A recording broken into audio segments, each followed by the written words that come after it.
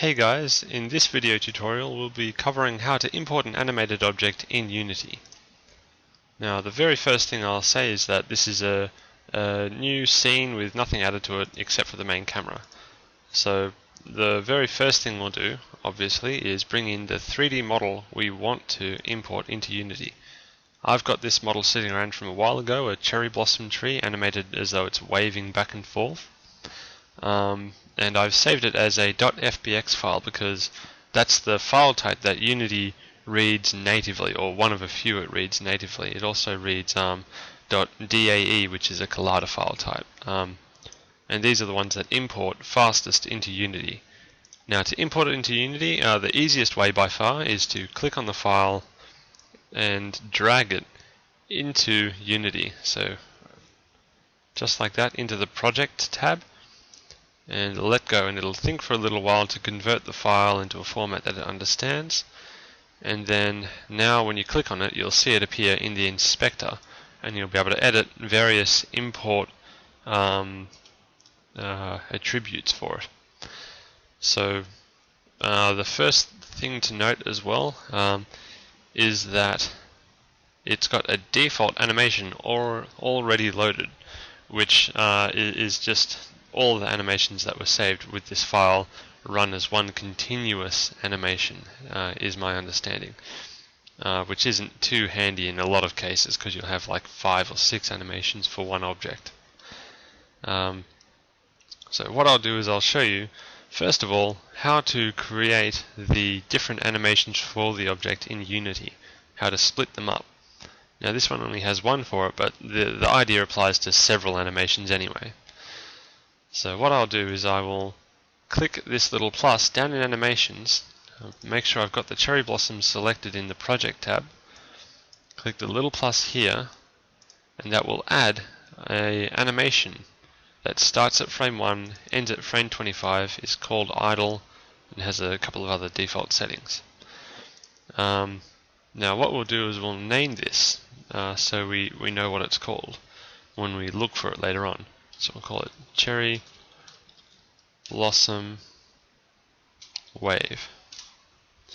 And what I did is I looked in my 3ds file earlier on, and I found out that the frames start at 1, and end at 40 for this particular animation.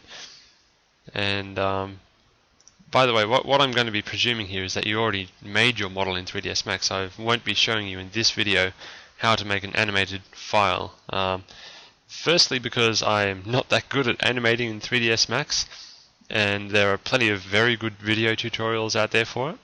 And secondly, I just need to get the length of this video down, and that can take quite a lot of time, showing how to animate and everything like that. So what we've done is we've looked at our animation in 3ds Max, and we've gotten the start of it and the end of it to find out the numbers that we should enter here. And if we click apply, it will apply it to this model, and you'll see if you look up the top that the default animation has changed to Cherry Blossom Wave. So it's been overwritten by the fact that we've now given it an animation in Unity that it can use as a default to begin with.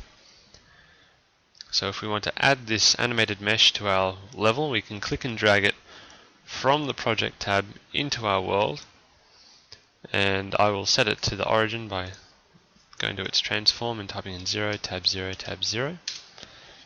And because it's a little small as well when I imported it, I'll scale it up a bit. I'll make it, let's see, 3, tab 3, tab 3.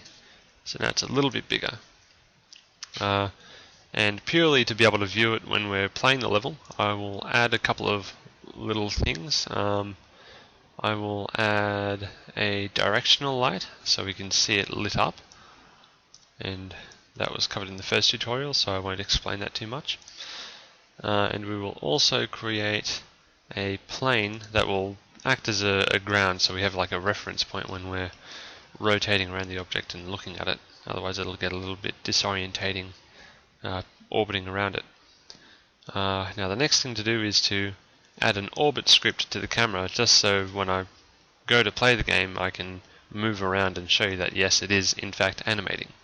So I'll click on the main camera and click and drag a mouse orbit script that I imported earlier into the inspector to add it to the camera.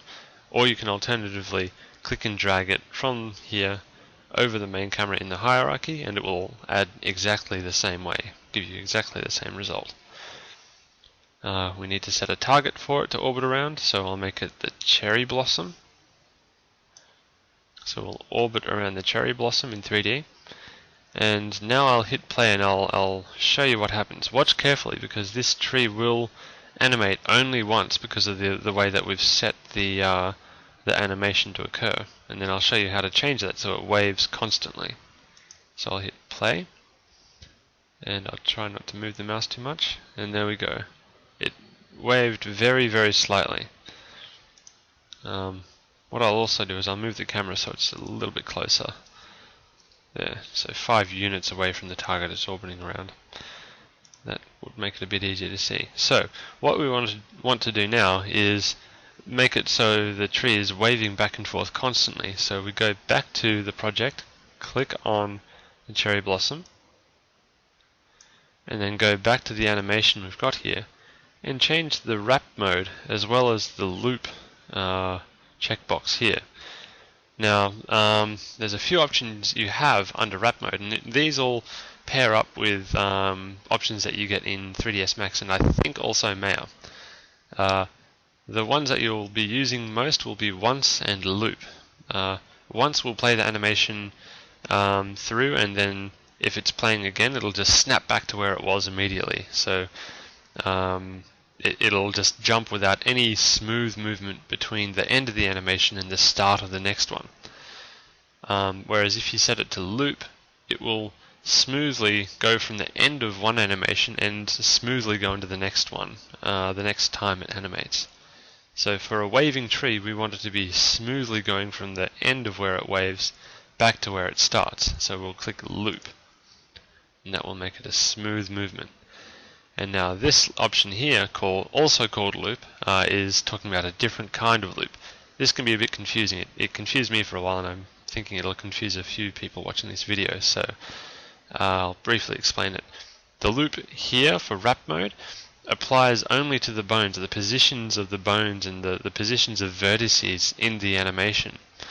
Whereas the loop checkbox says whether or not to continue playing the animation indefinitely until you tell it to stop through a script or something. So since we want this to be constantly waving back and forth all the time instead of just waving back and forth once smoothly, we will tick this option here to make it do that constantly. So I'll click apply, and then when I hit play again, we will see the tree will constantly wave back and forth.